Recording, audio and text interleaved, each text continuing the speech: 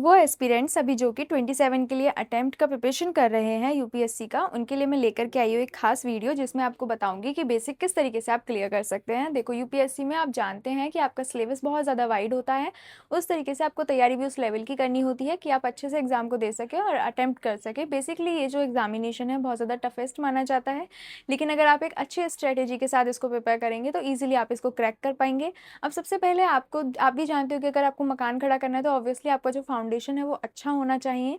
उसी तरीके से अगर मैं बात करूँ आपके बेसिक्स की, तो बेसिक्स आपके लिए बहुत ज़्यादा इंपॉर्टेंट है। अगर आपको स्टैंडर्ड बुक्स को समझना है अच्छे से और बहुत अच्छे से लिखना है तो आपका बेसिक एकदम क्लियर होना चाहिए, और उसके लिए आपके काम आने वाली हैं एनसीईआरटीज़। जी हाँ, जिनका बैकग्राउंड साइंस साइड है मैं उनको बोलना चाहूँगी स्पेशली कि आप एनसीईआरटीज़ को पढ़ लें, पहले से ही प्रिपेयर रहें। अगर आप कोचिंग भी लेने का सोच रहे हैं तो वहाँ पे भी पहले आपका बेस देखा जाता है। इस तरीके से जिनका आर्ट साइड होगा उन्होंने पढ़ रखा होगा तो वो रिवीजन कर लें, क्योंकि एनसीईआरटीज़ आपके लिए बहुत ज़्यादा इंपॉर्टेंट है। और इसमें कुछ अब जैसे कि बच्चों ने नहीं पढ़ा होता तो अब ये तो पॉसिबल नहीं है कि वो पूरा का पूरा पढ़ेंगे।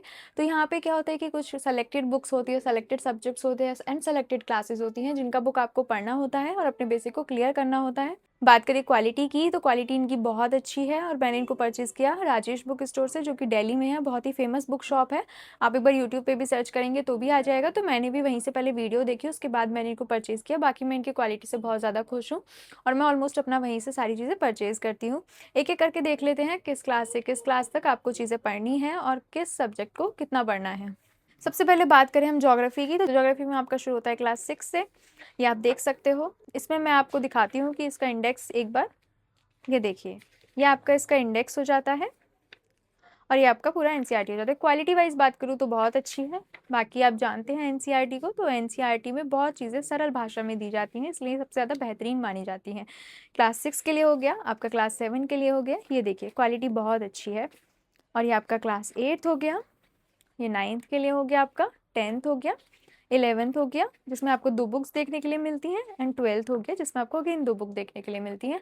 इस तरीके से आपके ज्योग्राफी का प्रिपरेशन कंप्लीट होता है और आपका बेसिक क्लियर होता है।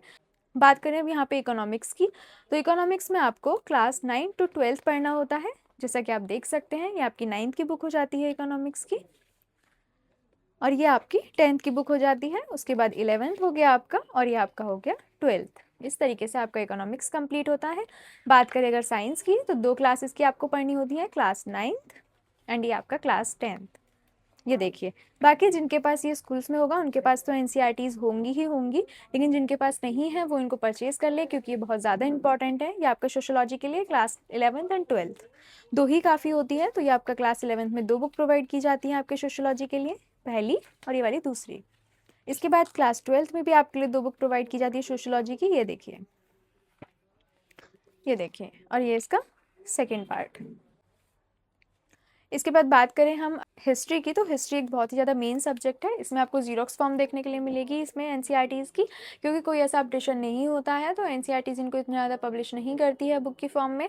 बाकी अगर मिल भी जाएगी तो जैसे कि आपको स्कूल बेसिस पे आप लेंगे इस तरीके से आपको देखने के लिए मिल जाएगी, लेकिन बेसिकली ये इस तरीके से अभी पब्लिश नहीं होती। बेसिकली आपको जीरोक्स फॉर्म में देखने के लिए मिलेंगी, बट आप निश्चिंत रहिए, सारा कंटेंट आपको वही देखने के लिए मिलेगा। एक तरीके से आप बोल सकते हैं कि बिल्कुल आपके जो बुक है उसका डिक्टो कॉपी है ये जीरोक्स। ये देखिए, पिक्चर वाइज लैंग्वेज वाइज सब सेम है जो कि आपको बुक में देखने के लिए मिलेगा।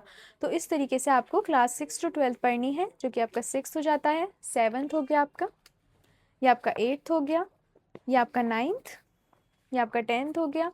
11th के लिए आपको 2 बुकलेट देखने के लिए मिलेंगे, और ये आपका 12th हो जाता है जिसमें आपको अगेन 2 बुकलेट देखने के लिए मिलेंगे।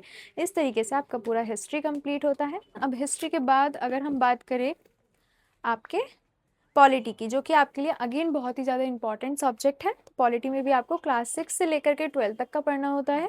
क्लास 6 में आपको ये बुक देखने के लिए मिलेगी, फिर उसके बाद क्लास 7th हो गया आपका, 8th हो गया, 9th हो गया आपका, 10th हो गया, 11th में आपको 2 बुक देखने के लिए मिलती हैं पॉलिटी की। बहुत इंपॉर्टेंट सब्जेक्ट है, तो इसका बेस आपका ऑब्वियसली क्लियर होना चाहिए। फिर आपको 12th की 2 बुक देखने के लिए मिलती हैं। इस तरीके से ये आपके मेन सब्जेक्ट्स को कवर कराती है, जो कि आपके जीएस में पूछे जाते हैं।